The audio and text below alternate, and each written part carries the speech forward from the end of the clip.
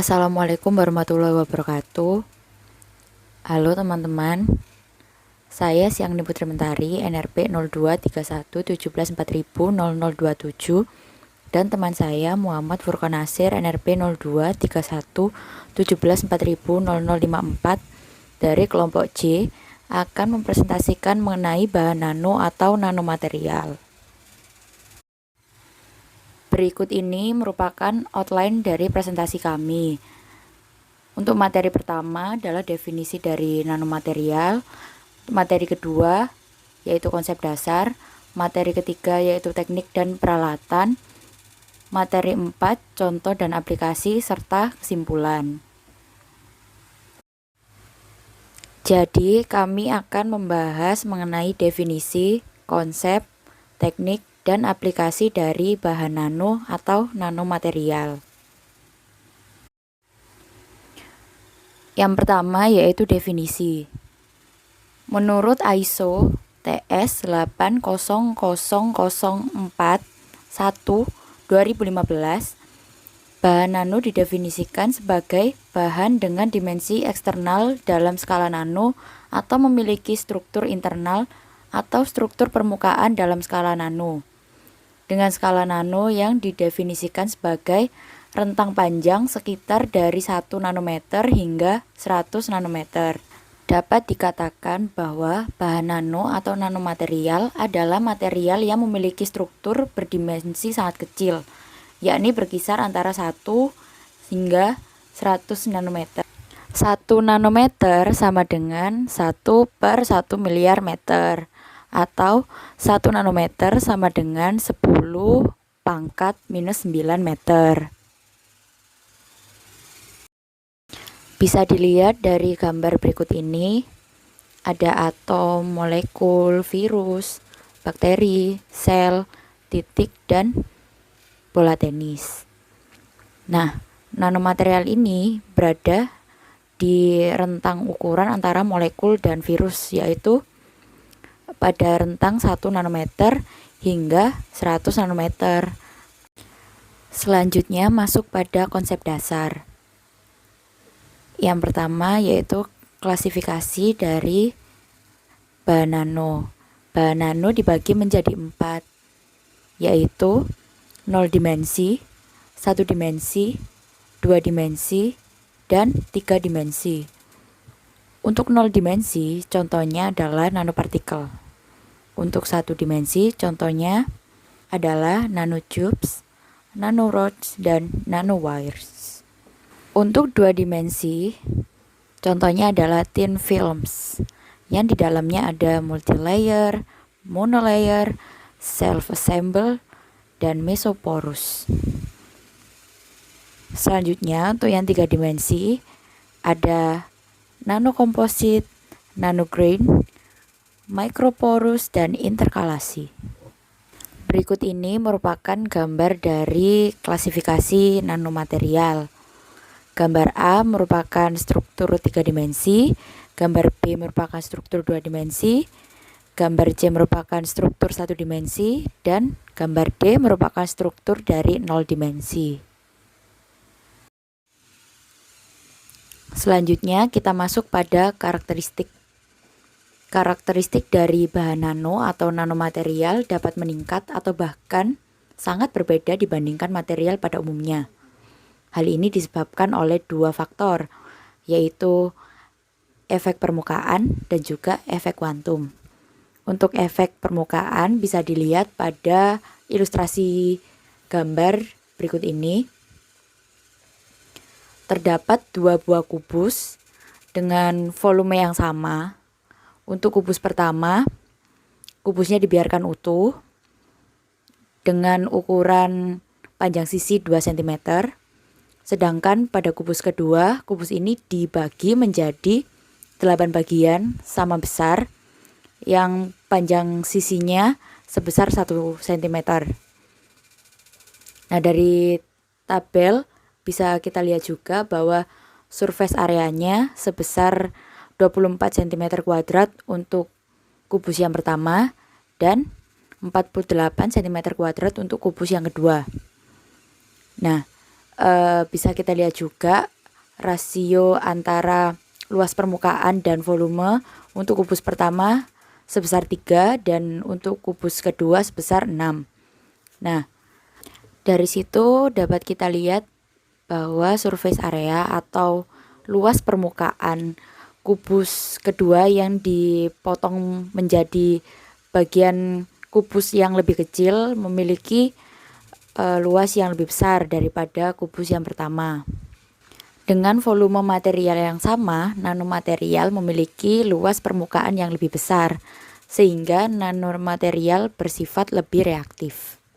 Faktor berikutnya yaitu efek kuantum. Ketika ukuran partikel menuju orde nanometer, maka hukum fisika yang berlaku lebih didominasi oleh hukum-hukum fisika kuantum. Efek kuantum sebagai akibat keterbatasan ruang gerak elektron dan pembawa muatan lainnya dalam partikel berimbas pada beberapa sifat material seperti perubahan warna yang dipancarkan, transparansi, kekuatan mekanik, konduktivitas listrik, dan magnetisasi. Kemudian kita masuk pada sifat-sifat dari nanomaterial. Yang pertama yaitu sifat elektrik. Nanomaterial dapat mempunyai energi lebih besar daripada material ukuran biasa karena memiliki surface area yang besar. Hal ini berkaitan dengan resistivitas elektrik yang mengalami kenaikan dengan berkurangnya ukuran partikel. Contohnya yaitu material yang bersifat isolator dapat bersifat konduktor ketika berskala nano.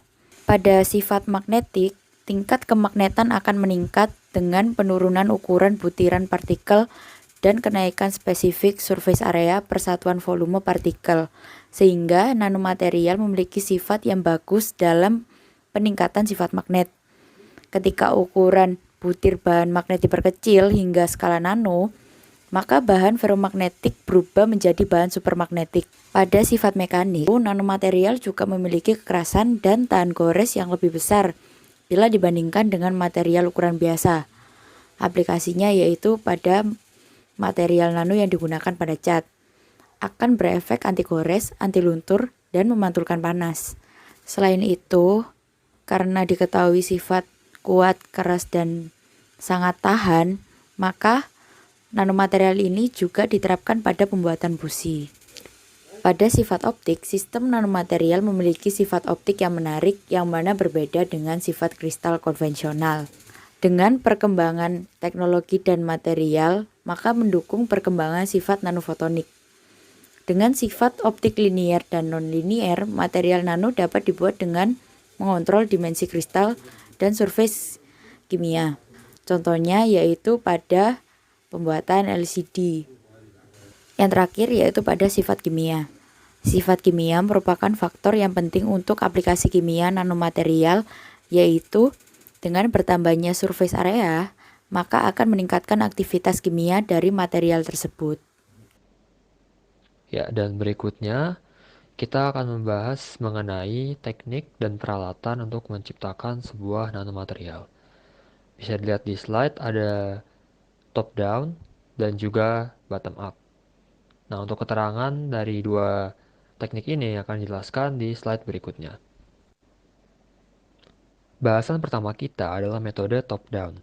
Simpelnya, seperti yang tertulis di slide, metode ini adalah suatu metode yang memecah partikel berukuran besar menjadi partikel yang berukuran nanometer. Nah, teknik ini dilakukan dengan pendekatan MAPM atau Mechanical Alloying Powder Metallurgy. Jadi, dengan pendekatan ini, material yang sudah dihancurkan hingga menjadi bubuk akan dihaluskan butiran partikelnya hingga berukuran puluhan nanometer. MAPM ini dapat dilakukan dengan dua cara. Ya, dua cara untuk melakukan teknik MAPM adalah sebagai berikut. Yang pertama adalah dengan ball milling dan yang kedua adalah dengan ultrasonic milling. Metode ball milling ini akan dilakukan dengan mesin yang bisa teman-teman lihat fotonya di slide. Jadi bagian tengah mesin tersebut sebenarnya kosong. Bisa teman-teman bayangkan sebagai sebuah minuman kaleng yang kosong lah. Kemudian si mesin ini akan diisi dengan mungkin sekitar ratusan bola-bola kecil berbahan metal atau mungkin bahan lainnya sesuai dengan keperluan. Kemudian mesin akan berputar, sehingga otomatis bola-bola dalamnya yang berjumlah banyak akan terpantul ke sana-sini. Kemudian barulah dimasukkan material yang ingin dirubah ukurannya menjadi ukuran nanometer. maka otomatis benda yang masuk, yang ukurannya mungkin bisa dilihat dengan mata lah, cukup besar ini, akan hancur karena ditabrak secara terus-menerus oleh bola-bola ini. Prosesnya akan berlangsung hingga bisa lebih dari 6 jam, sehingga material ini akan jadi halus dan mencapai tujuan dari proses ini. Metode berikutnya adalah ultrasonic milling atau sonikasi, atau bahasa Inggrisnya sonication. Prosesnya adalah dengan cara menggunakan gelombang ultrasonik dengan rentang frekuensi 20 kHz sampai dengan 10 MHz. Gelombang ultrasonik ditembakkan ke dalam medium cair untuk menghasilkan kavitasi bubble atau gelembung yang dapat membuat partikel memiliki diameter dalam skala nano. Jadi, si gelombang ultrasonik ini bila berada dalam medium cair akan mendapat menimbulkan acoustic cavitation. Selama proses cavitation, akan terjadi bubble collapse atau ketidakstabilan gelembung, yaitu pecahnya gelombang akibat suara. Gimana nih, kalau misalkan agak susah dipahami, di PPT-nya saya tinggalkan link YouTube yang langsung menuju ke video ilustrasi dari bagaimana kedua mesin ini bekerja. Kalau nggak paham, bisa langsung coba cek ke sana aja ya. Ya, berikutnya kita akan membahas metode bottom up. Jadi, metode ini simpelnya adalah metode yang membentuk partikel berukuran nanometer yang dikehendaki. Kebayang maksudnya nggak? Jadi gampangnya, kalau yang metode pertama tadi itu, yang besar dirubah menjadi kecil. Untuk metode yang ini, yang kecil disusun hingga menjadi besar. Gampangnya gitulah. Jadi atom dan molekul akan berkumpul, sehingga perlahan-lahan akan membesar untuk menciptakan sesuatu. Atau proses ini dikenal sebagai aglomerasi. Kuncinya adalah jadi proses pembesaran atau aglomerasi ini akan kita hentikan saat ukuran partikel yang terbentuk sudah dalam skala nanometer. Nah, si bottom up ini dapat dilakukan dengan beberapa teknik yang akan saya bahas di slide berikutnya. Ya, dan sekarang kita akan masuk ke teknik yang bisa digunakan untuk melakukan bottom up. Di sini terdapat 3 buah teknik yang akan saya jelaskan, yaitu pertama ada evaporasi, ada sputtering atau sputter deposition, dan juga ada CVD.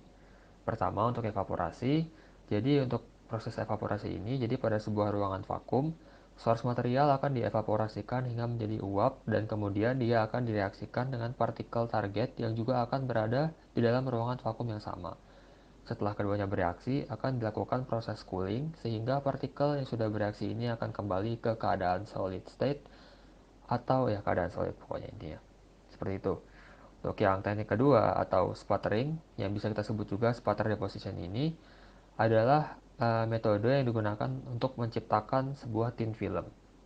Thin film ini sendiri adalah sebuah layer material yang tersusun atas fraksi dari monolayer-monolayer yang berukuran nanometer atau bisa juga mikrometer. Nah, jadi proses yang terjadi di sini, material solid yang kalau diilustrasi berwarna kuning akan dibombardir lah istilahnya dengan sputtering gas yang diilustrasikan memiliki warna hijau. Kemudian dari bombardir tersebut, partikel dari material solidnya ini akan terejeksi atau ejected dari permukaannya dan akan bergerak lurus hingga dia membuat kontak dengan substrat yang dalam ilustrasi berwarna abu-abu. Dan kemudian dia akan terkondensasi pada permukaan si substrat sehingga akan menciptakan banyak monolayer seperti yang saya jelaskan barusan di awal dan mencapai bentuk thin film itu. Kemudian proses yang terakhir adalah CVD atau Chemical Vapor Deposition yang merupakan suatu proses di mana gas yang tersusun atas suatu unsur akan direaksikan dengan substrat yang dipanaskan untuk menciptakan sebuah coating solid. Proses ini dilaksanakan di dalam reaction chamber. Jadi pertama-tama, komponen substrat warna coklat yang bisa teman-teman lihat di ilustrasi akan dipanaskan hingga mencapai suhu reaksi yang dibutuhkan. Umumnya berkisar dari 200 sampai 2200 derajat Celcius. Dan setelah suhunya tercapai, gas reaktan akan masuk ke dalam reaction chamber. Bisa teman-teman lihat, dia masuk dari pintu yang ada di sebelah kiri kalau di ilustrasi. Kemudian, saat gas membuat kontak dengan komponen substrat, dia pun akan terabsorpsi ke permukaan komponen. Perlu diperhatikan bahwa gas reaktan yang masuk ini tidak tersusun atas satu jenis unsur saja, sehingga saat mereka bereaksi di atas permukaan substrat akan tercipta waste gas atau gas buang yang kemudian akan mengalir keluar dari pintu yang ada di sebelah kanan, kalau dilihat dari ilustrasi. Partikel yang tersisa pada permukaan akan terus bereaksi hingga menutupi permukaan substrat dan terbentuklah coating solid yang diinginkan. seperti itu teman-teman. Dan terakhir kita akan membahas soal aplikasi dari nanomaterial atau bahan nano ini. Jadi bisa teman-teman lihat di slide sudah tersedia 3 buah aplikasi dari 3 bidang berbeda. Pertama ada untuk bidang kesehatan, ada untuk bidang energi, dan juga ada untuk bidang elektrik atau mungkin kita bisa anggap televisi sebagai bidang hiburan lah. Pertama kita bahas untuk bidang kesehatan dulu, yaitu nanozymes. Mungkin dari namanya sudah mengingatkan teman-teman ke salah satu bahasan di biologi yaitu enzim. Jadi si nanozymes ini adalah bisa kita sebut sebagai artificial enzim atau enzim buatan. Karena karakteristiknya mirip dengan enzim yang kita kenal di dunia biologi. Dalam dunia kesehatan, dia bisa digunakan untuk fungsi biosensing, bioimaging, atau bahkan diagnosa tumor. Kedua, dari bidang energi ada baterai atau lebih spesifiknya baterai NIMH. Jadi, bila dalam proses pembuatan baterai ini kita menggunakan nanomaterial NiOH2 dicampur dengan COOH2, kemudian digranulasi, maka hal tersebut dapat menambahkan kapasitas dari baterai ini. Dan terakhir, untuk bidang elektrik ada televisi dan monitor. Kalau kita berbicara soal layar TV atau monitor, pasti tidak asing lagi dengan yang namanya skala piksel. Jadi si piksel ini sebenarnya mengandung nanofosfor di dalamnya. Penggunaan nanofosfor ini adalah untuk menghemat biaya dalam pembuatan layar TV atau monitor tanpa mengurangi kualitas HD-nya. Begitu teman-teman. Berikut ini merupakan kesimpulan dari presentasi kami, bisa dilihat di slide. Sekian presentasi dari kami. Apabila ada kesalahan mohon dimaafkan. Pertanyaan silakan ditinggalkan di kolom komentar. Terima kasih. Wassalamualaikum warahmatullahi wabarakatuh.